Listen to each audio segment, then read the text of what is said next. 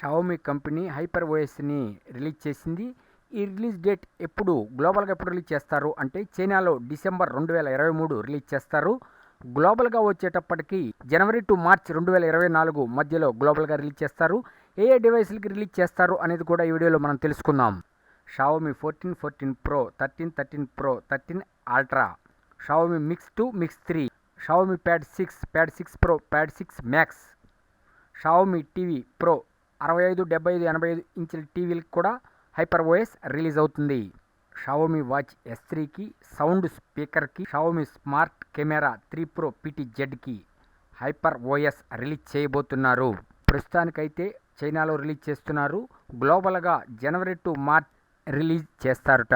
మిగిలిన Xiaomi, Redmi, Poco ఫోన్లకి ఎప్పుడు రిలీజ్ చేస్తారనేది త్వరలోనే తెలియజేస్తారట.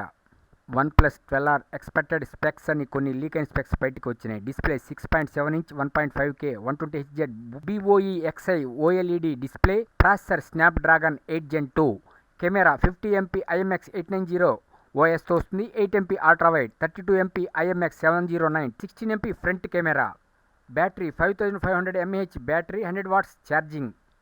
మెటల్ ఫ్రేమ్ బాడీతో బయటికి రాబోతుందట OnePlus 12R. చూద్దాం, లీక్ అయినవే ఒక్కోసారి నిజమవుతూ ఉంటాయి.